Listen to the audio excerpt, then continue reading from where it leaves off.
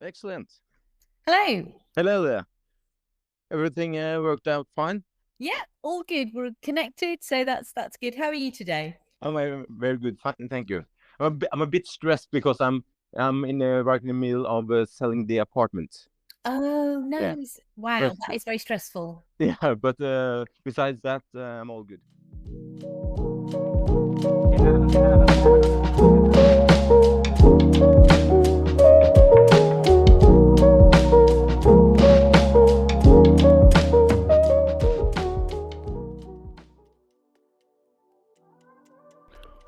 Welcome to the podcast Corner of Special Education, and welcome to the season premiere of season 4 of this Norwegian podcast. My name is Karsten Skuller Gundersen, and I wish you a most warmly welcome to my Corner of Special Education. Finally, after a couple of extra episodes to head start the new season, season 4 is finally officially underway, and what a season this will be. In the last season, the main topic was AAC, and true to that formula, this season we will also have a main theme, autism. And again, I've had the privilege of talking to a number of people who all bring their knowledge and experience in working with this topic, and I hope you as a listener will learn something new. Ahead of this first episode, I wanted you as a listener and follower of this podcast to help me choose which episode should kick off the new season.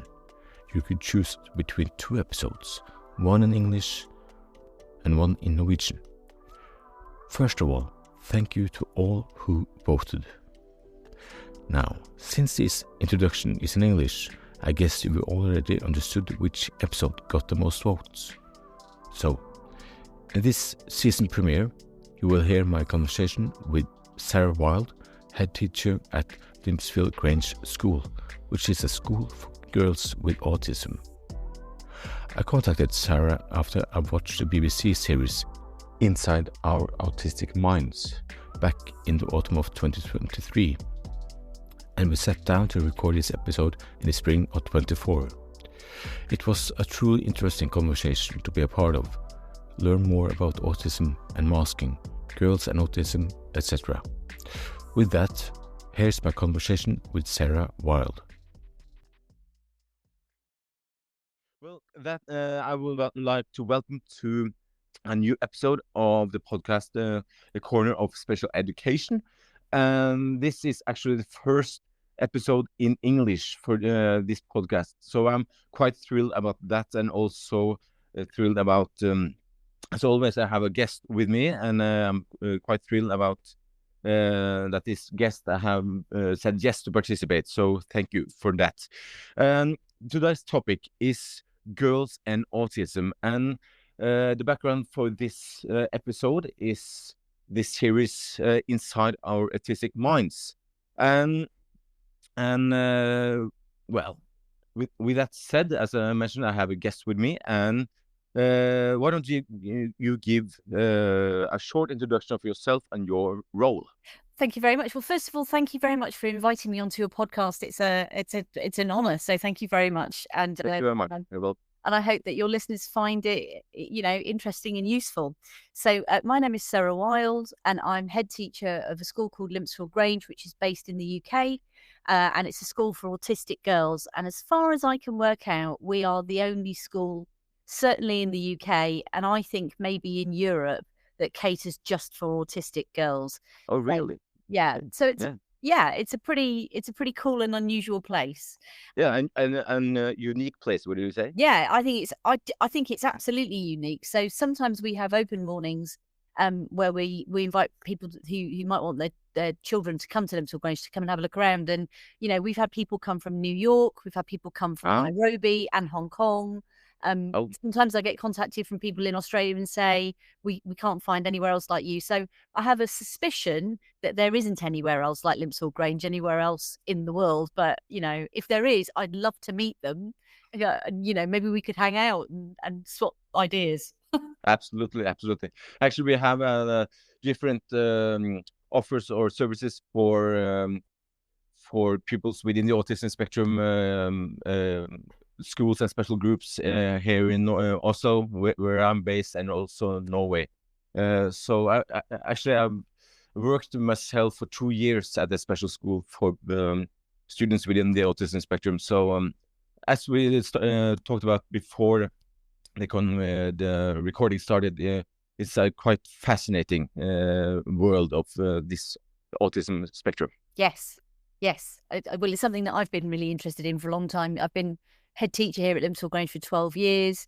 I think things, even in the last 12 years, have changed quite a lot. When I first came to Limpsfield Grange, I remember getting here and looking around, and the school wasn't identified back then as a school for autistic girls. It was a school for girls with emotional and learning difficulties.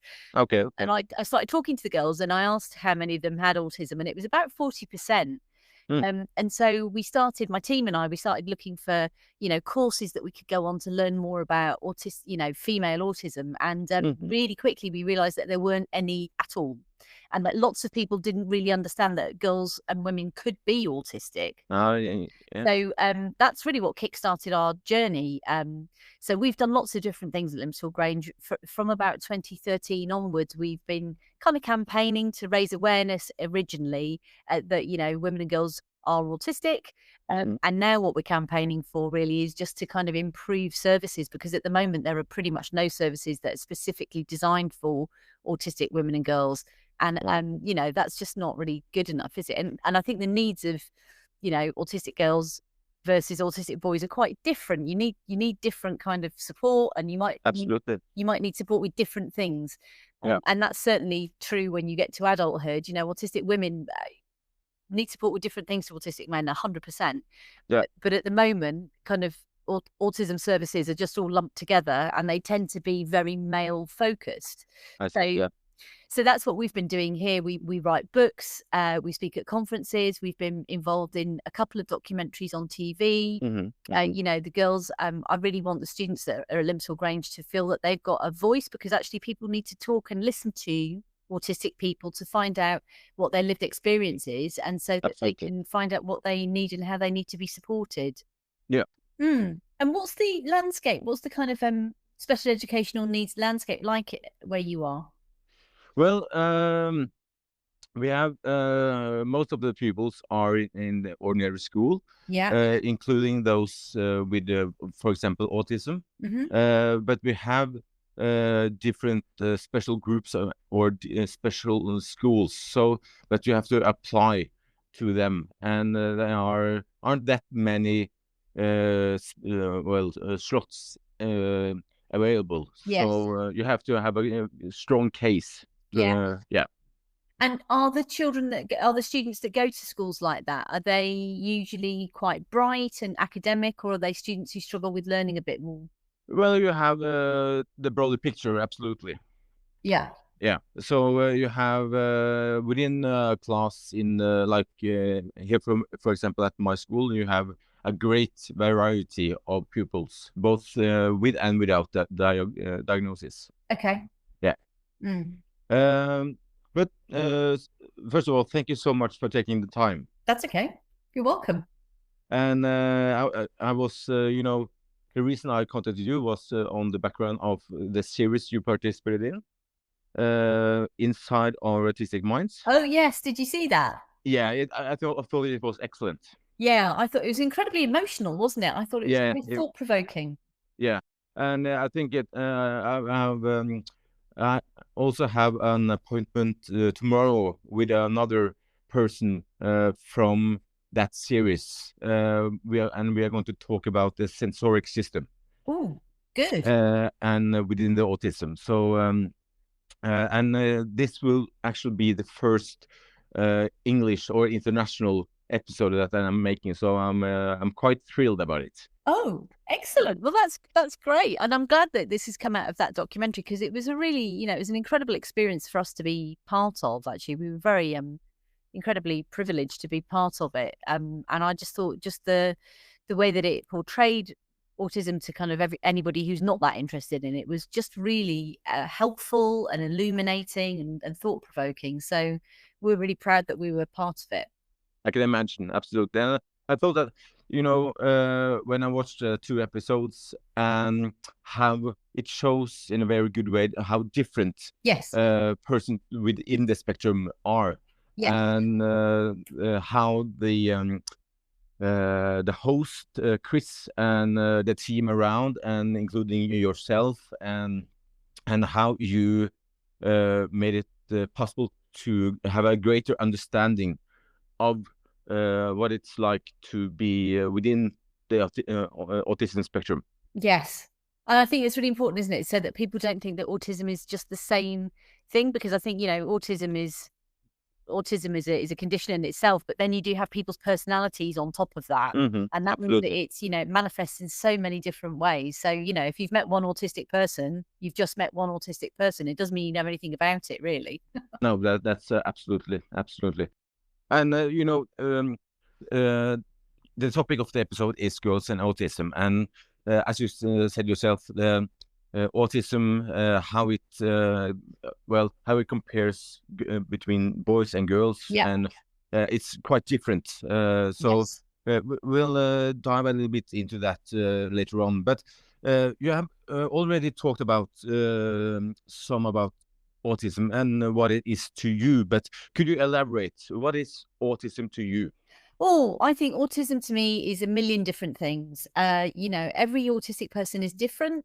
Hmm. I can only really talk about my you know, I'm not an autistic adult, but I am an adult who works with autistic people every day. Mm-hmm. And I think it's you know, autism is a unique thing. It's individual to each person. I think the autistic students that I work with, you know, they blow me away. They're fantastic. They're, Mm. you know, they're bright, they're caring, they're empathetic, they're funny, they're creative. And so I think, you know, to me, autism is just a different way of thinking. Mm. And it means that some things are hard, but some other things are quite easy for you. And so, you know, I think a lot of the narrative around autism up until quite recently has been very negative, and Mm. it has been overly medicalized, I think. And actually, Yeah. I'm hoping that we're entering a phase where we're talking about kind of like, you know, the social construct of autism, because a lot of the time, you know, it's the social differences that um are the biggest barriers for autistic people. And actually, if neurotypical society changes a bit, then that some of those things will be mitigated. Absolutely. And because in this series, Inside Our Autistic Minds, which I must say is a terrific documentary and series that brings the us as a viewer inside, and to better understand, as you said now, how is it to be a person with autism, Yes. and how much it differs from person to person, and girls and boys, Yes. and how you sense the world, and also the topic of masking, and what Yeah. that is, and Yeah. your role or your participation in the series is concerning that topic, masking. Yes. But we'll get to that in a moment. But at your school, could you just describe a day, and how are you working with the students? So we are a secondary school, specifically for autistic girls. So, you know, the girls come and they go to lessons. We're quite a small school, so at the moment we've got, you know, just under 100 students. Although we are Oh. planning an expansion, so we will grow in size, because the number of autistic girls being identified and coming through the system is just increasing exponentially, Yeah. which is a good thing. Yeah. So a typical day is probably not that dissimilar to other schools, other than, you know, we're much smaller and we are really working with the autistic students on things that they find quite difficult. So a large part of what we're trying to achieve is underpinned by our wacky curriculum. And that stands for well-being, achievement, communication, and independence, because ultimately they are the areas for our students where they have some difficulties, you know, in terms of understanding how they feel, Yeah. understanding the emotions of other people. You know, I think we're going to talk about the differences between girls and boys in a bit and masking. Yeah, yeah. But, you know, I think the autistic girls that I work with are very sociable. They really want to connect with other people. They want relationships and friendships with other people, but sometimes that just feels a bit difficult to do because they didn't always understand where the other person's kind of coming from or what they always mean. So a big part of what we're doing is, you know, teaching the girls how to stay physically, emotionally, and mentally well. Because once you've got that bedrock of well-being kind of in place and that you feel good about yourself, then that, you know, means that you can then develop your communication skills so that you can communicate more effectively with the people around you. And those two things will then enable you to become more independent. And to me, you know, actually being well and being able to communicate effectively and being an independent, authentic version of your autistic self is just as important as getting like a maths qualification. In fact, it's probably more important because, you know, you can live your life without being really great at maths, but you can't live your life without having an understanding about how to keep yourself safe, well, and happy. Absolutely. So to me, it seems like you, the foundational base of what you are, how you are working, and your philosophy. It's about the lifelong perspective. Is that correct? Yes, absolutely. Everything we're doing here is about what, you know, next steps. So what is it going to be like in your life, in your adult life? So we talk to the girls a lot about, you know, what the real world's like, what neurotypical society's like, what expectations are like in neurotypical society. Because what I want them to be able to do is make an informed choice. They don't have to live in the neurotypical society if they don't want to for very long or for very much of their week, but they do need to have the information so that they can make an informed choice about that. Yeah, absolutely. And now, since this is Norwegian podcast, and I suppose this is the first time you are a guest at a Norwegian podcast. Is that Yes, correct? it is. Yes. So for those who have been listening to this podcast for a while, they know that I have the final 2 points at each episode is well, for my guests to describe what it is that they want the listener to remember from this conversation, and tip of the day. That could be a website, a podcast, music, or a book, or anything, article. So we'll get to that, but then I have just mentioned it. If we could say, inside our Autistic Minds, the series, you say that girls are more motivated for social interaction than boys. Yeah. Could you elaborate? Yes. So I think girls, autistic girls, not all of them, and these are really broad generalizations. And, you know, and I don't want to upset anybody by using the term girl or female, but I'm going to speak in quite a rudimentary way about this. So, you know, in my experience as a head teacher of a school for autistic girls are very motivated by relationships with other people. In fact, I would say that is probably the most important thing to them. So having good friendships with people who understand and get them, having romantic relationships when they're older with people who love and respect them, feeling valued and feeling a sense of belonging to a wider group is really, really, really fundamentally important to them. And for them, that is what is a driver for quite a lot of how they behave. And also sometimes that is also a driver for, you know, a really massive sense of anxiety, because actually, you know, they're constantly reaching out and trying to connect with people in a world where they feel that they don't always, that's not always welcomed, and that they're not always sure what the rules are of engagement. And I think boys are, generally speaking, boys are much happier to do what they want to do and a bit less bothered about what other people think about that. And the girls are very aware all the time that they are being in some way evaluated or judged. But they don't always know against what criteria, and they don't always know what, you know, what a good judgment would be. So it's that kind of uneasy feeling, isn't it, that you constantly know that other people are kind of like trying to work you out and make an assessment of you, but you're not really sure based on what. Absolutely.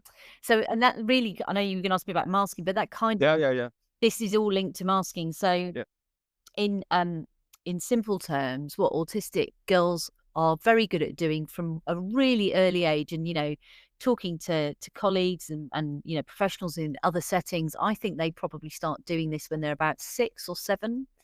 And they start looking around socially at what is happening in the classroom or in their family. And they effectively, they know that their behavior isn't the right behavior. So they know that the way they're doing it isn't the right way. And they copy the behavior of other people. And they effectively, they try and kind of replicate it themselves. So this is exhausting, because ultimately what you're doing the whole time is you're kind of putting together a construct of yourself. And we call that masking.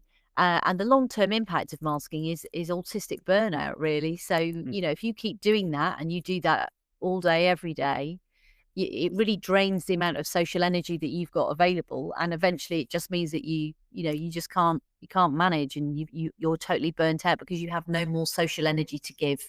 It was the way you now just crossed over to the next point, which is masking. I think it was because that brings us into what I found fascinating with this series, Inside Our Autistic Minds, where the production team and the host, he's talking to a woman with autism, and she describes how she has been masking for her family and friends and a boyfriend, and they are and it's, as you say, it's you get an understanding of how exhausting this is. And some of the your girls students, they were interviewed in the episode, and you say that they start from an early age, as early as 6 or 7. But how does it differ from boys to girls? I don't think boys do as much. Well, some boys do mask, and I think maybe in future what we'll end up talking about is autistic people who are diagnosed early and autistic people who are diagnosed later in their life, because ultimately the people who are diagnosed, the children who are diagnosed early in their life, tend to be quite typical, have a typical autistic presentation. So, you know, they're a bit socially aloof. They might have really, you know, repetitive behaviors. They might have really serious and strong social interests or specialist interests. I think people who are diagnosed later, and there are a group of boys who are men who are also in this group. What they've done effectively is they have managed to kind of like do this masking thing for a really long time, quite successfully. But then they get to a point, usually in their later teens, where they just can't keep it up anymore, and they have a massive kind of crash. And the way they can do this masking is because actually it's things like, you know, their specialist interests will be kind of socially appropriate. So they'll be the same interests that other people have, but they will just have them in a much more intense way. So, for example, K-pop, you know, quite a lot of girls here are really obsessed with K-pop. Now, that's not unusual, but I think the intensity with which they're interested in K-pop is unusual. That's so so sometimes it's really difficult to see what's actually going on, because actually if you kind of look on the surface, they kind of just look like, you know, kind of quiet girls who are doing everything that everybody else is doing. But actually, once you start talking to them, you realize that they don't really understand why they're doing any of it at all. And I just think that's really, really difficult. And autistic boys and men, in my experience, you know, they are much more comfortable with just doing what they want to do because they're less bothered about what other people think about it. Yeah, and that's there's a difference right there. But when speaking of the students at your school, do they apply to the school, or how does it work? Yep. So they apply to the school, and they are they have to have an EHCP, which is basically like a document which the government give them, which says that they need a certain level of support. So the students that come to Limpsfield Grange are already quite lucky because they've usually got a diagnosis of autism and they've got this document, which is really difficult to get. And that's what you need to get here. We've only got, you know, very small classes, and we're a very small school, and at the moment we're receiving, you know, roughly 4 or 5 applications for every place, and we just don't have enough. We just don't have enough capacity. to meet the needs. And that's what I mean about what I was talking about at the beginning. There just needs to be more and better services for autistic women and girls. Absolutely, and I think that's a universal thing, because um, the number of people that are diagnosed with both autism and ADHD and all the different kind of neuro diagnosis, it's on the rise. Yes. So there has to be a better service for all of them, so that they can be in a better way included in our society and understood for what they are in the need of. Yes. So for the next question, how would you like the society to understand autism? I'd like the society to understand that autism is very unique and personal to each individual autistic person. I'd like them to understand that actually it's not a disease, and that actually it can be it can be positive, and that autistic people can have massive strengths that can be really useful for society. And I think that's really the next thing that we need to crack. So actually, we've gone from a period of awareness, making people aware of autistic people, and now I think it's about embracing and celebrating them and understanding their value. And that requires neurotypical society to make some small adjustments to enable autistic people to be men and women, girls and boys, to be themselves and make a really great contribution. Absolutely. And I was just thinking regarding back to the topic of masking. Do you, when your students arrive at your school, because some of your students were interviewed in the episode, and they were talking about their experience and how they understand and what's important to them. But do they mask at your school? Yes, I think they probably do. I think they do it maybe less than they do in mainstream schools, for example, because I think they are, I think they're more comfortable here, but they still do a bit of masking. And sometimes we have to talk to them about that, and talk about the fact that, if you continue to mask, then obviously that has a real toll. And so what is it that we need to do here to enable you to not be doing that? And also talking about the fact that, in mainstream society, sometimes you do have to do a bit of masking. So, how much energy does that take, and how much time do you want to spend doing that? And if you do it, how long do you need to recover? Yeah. So you talk to them to bring a more conscious, or to be more aware of how they are using masking as a strategy. Yes. Yeah. A different way to sense and understand the world. Autism is a different way to sense and understand the world. What is your experience regarding this? In terms of it being a different way of understanding the world, I think autistic people are understanding the world in a really different way. I mean, one of the things that maybe we've understood more over the last decade is about like the sensory element of autism and just how much that can impact your experience day to day, minute to minute, hour to hour of your environment. So,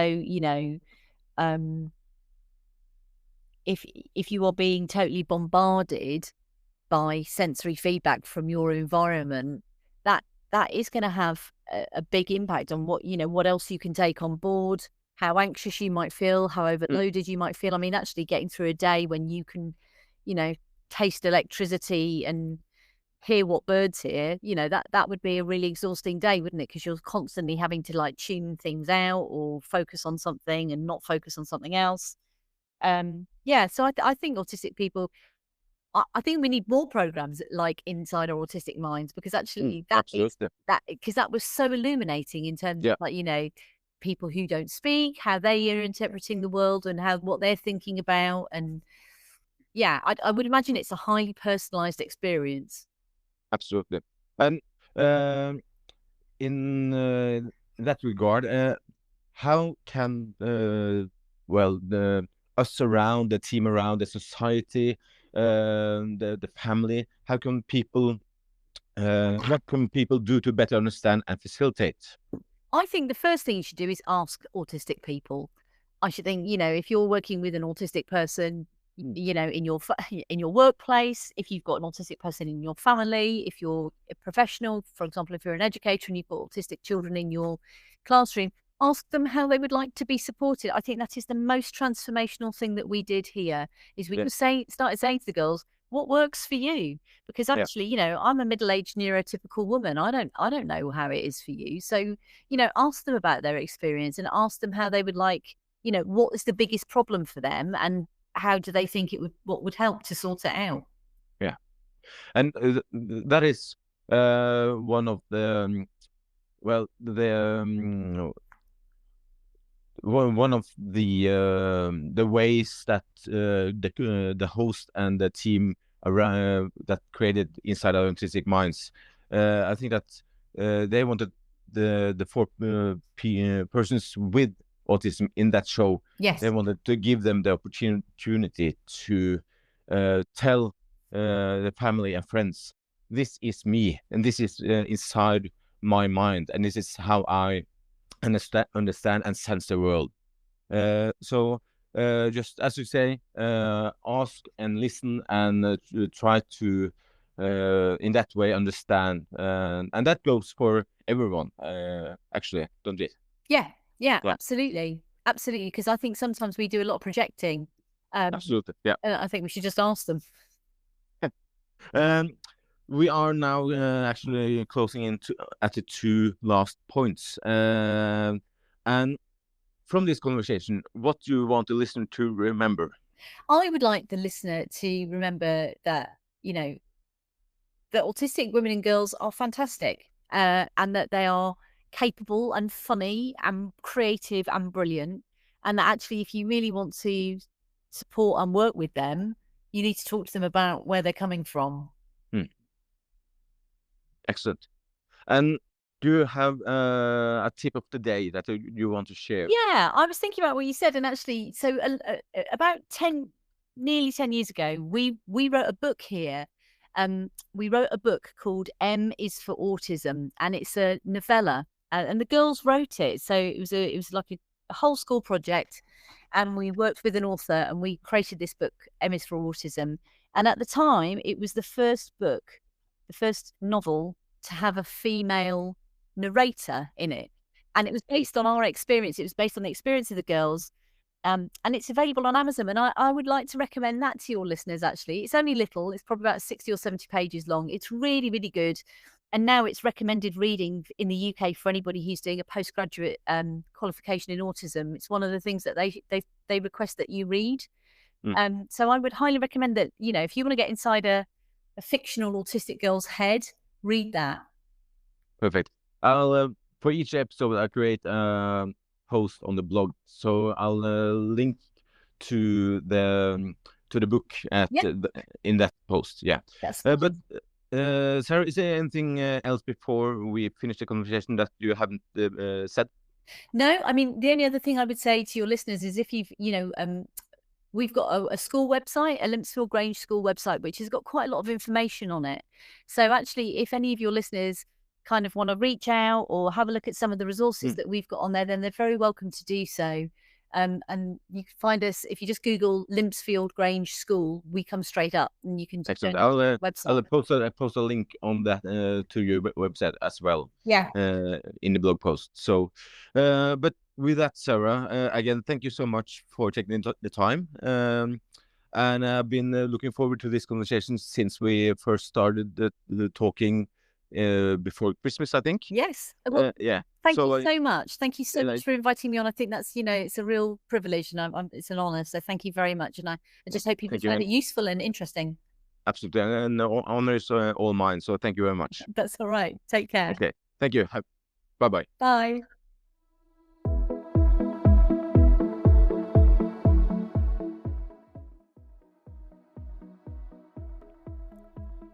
That concludes the season premiere of Season 4. But before our ways part, remember to follow the podcast on Spotify or where you listen to podcasts. Also, remember to follow the podcast on Instagram and Facebook. Also, If you want the latest news and posts from the blog, you can sign up to the newsletter from spacblog.no.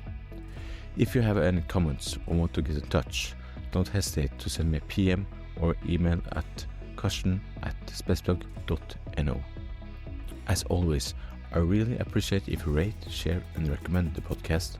Finally, thank you to all of you who have listened to this episode, and a warm welcome to new listeners and followers. And a special thanks to Sarah for taking the time to join me for this episode. I hope to meet you again in the next episode of Corner of Special Education. Until then, take care.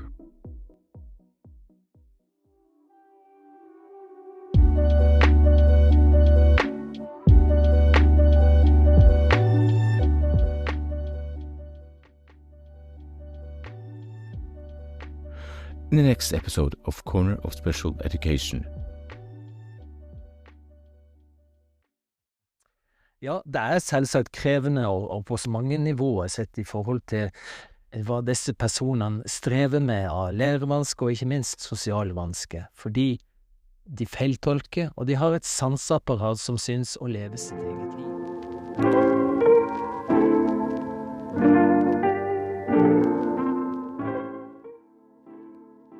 Og nå får du høre en liten smakbit av noe av det andre som du får høre I denne måneden. Virkemiddel man egentlig ønsker å bruke. Det er ikke alltid at vold siste utvei. Nei. Vold noen ganger et valg. Ja. Og det kanskje den skumleste formen for vold, egentlig. Ikke sant? For da løsningen litt lenger unna, min erfaring fra psykiatri I hvert fall, for å ta det bort. Som en behandlingsmodell, og så det en sånn kommunal modell som tilhører den, som kalles TIBIR, som heter Tidlig innsats for barn I risiko, som har ulike moduler, og en av de modulene der, det sosial ferdighetstrening. Og da hvordan jeg ble meldt på, det vet jeg ikke, men jeg ble meldt på et kurs som gikk på sosial ferdighetstrening.